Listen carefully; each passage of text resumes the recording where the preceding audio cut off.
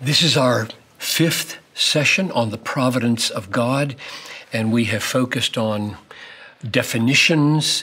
We've focused on providence over all things, including weather and nature and disease and disability and life and death and Satan. And now I want us to turn to God's providence, His pervasive, sustaining, governing, ordering of all things in relation to the decisions, the volitions, the will of human beings. How pervasive is God's providence over our will and our actions? Proverbs 16:9.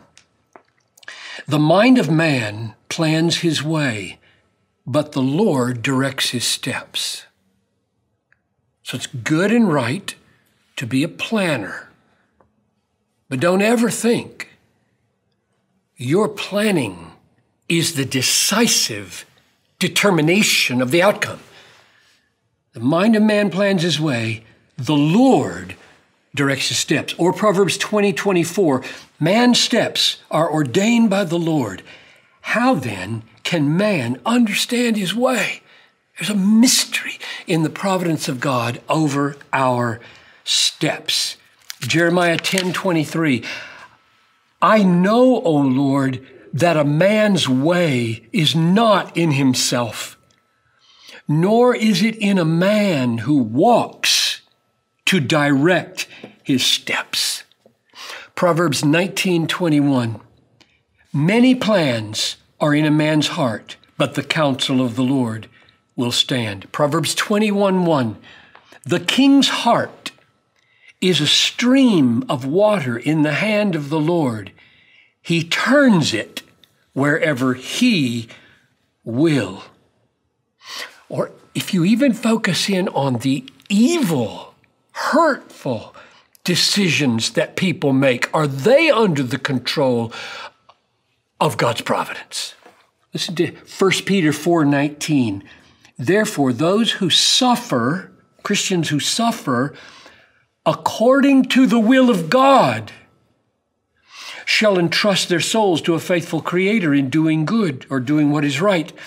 Another one, 1 Peter 3:17. For it is better if God should will it so that you suffer for doing what is right rather than doing what is wrong. And in both of those texts in 1 Peter 4:19 and 3:17, it's clear from the context that the suffering they're talking about that may be God's will or may not be God's will, may happen according to God's will or may not happen, is suffering caused by the sinful persecution of other people. Here's the key text on the providence of God over the sinning deeds of man. Acts chapter 4, verse 27 and 28. Truly in this city, that is Jerusalem, there were gathered together against your holy servant Jesus, whom you anointed, both Herod and Pontius Pilate, along with the Gentiles and the peoples of Israel, to do whatever your hand and your plan had predestined to take place. This is really important. Herod, Pilate, mocking Gentile soldiers, crowds of Jews crying, crucify him, crucify him. Those four people are mentioned here as doing what God's hand and plan predestined to take place, and all of it was sin. Now, when I read my Bible, and I am so moved to trust my Bible because of what I see of God and Christ in it, my mind often says, okay, I got to do a brain check here. I got to alter some categories here because the fallen man, including me, we don't bring to the Bible the conceptions in our mind that we need in order to grasp the depths of the Bible. We get to adjust those conceptions. Here's an adjustment.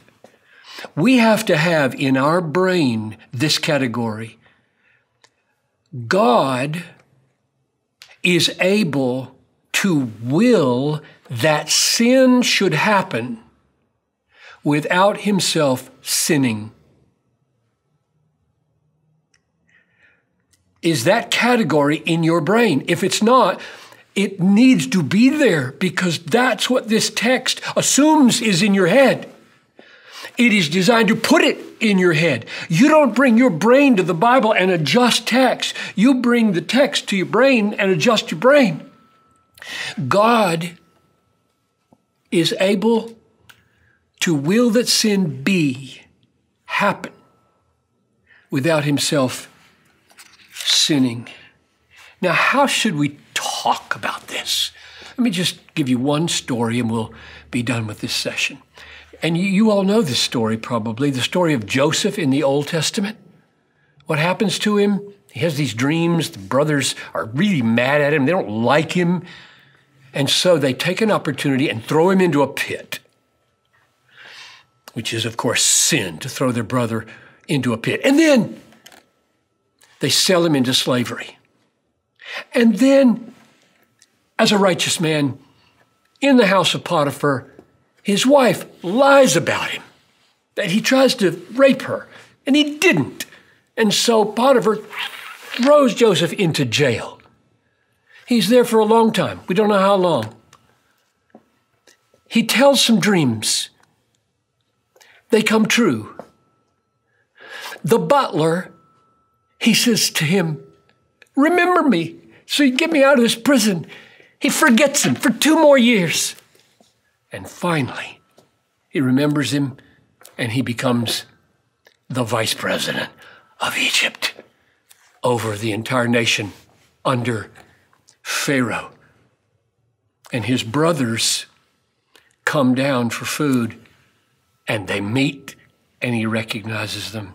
22 years have gone by between the throwing of Joseph into the pit and his saying of these words. He's trying to encourage the brothers that when their father is gone, Joseph won't take vengeance on them. And this is what he says, chapter 50, verse 20. "As for you, you meant evil against me, but God meant it for good, to bring it about that many people should be kept alive as they are today." Now, look carefully at these words. It does not say, "You meant evil against me, but God used it for good." That is not what it says. I have heard it paraphrased that way many times, but it avoids the clear, powerful, crucial teaching. It says, there were 2 intentions, 2 meanings going on in your sinful treatment of me. You meant it for evil. God meant it for good. There's the category we have to have in our minds. When Christ died, Pilate meant it for evil. Herod meant it for evil. The soldiers meant it for evil. And the crowds, of course, meant it for evil. God didn't mean it for evil. God wasn't sinning at that moment. God was saving us from sin at that moment.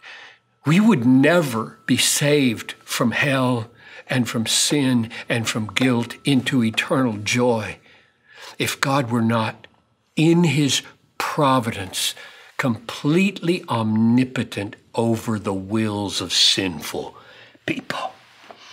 So, how do we talk about it? When something evil is done to us, every single time the child of God can say, "You meant it for evil, God meant it for good," which is just another way of paraphrasing Romans 8:28, right? We know that all things work together for good for those who love God and are called according to his purpose, even sinful acts against us. So the gift of providence over the wills of sinning people to us is that we can be sure, though they meant it for evil, God always means it for good.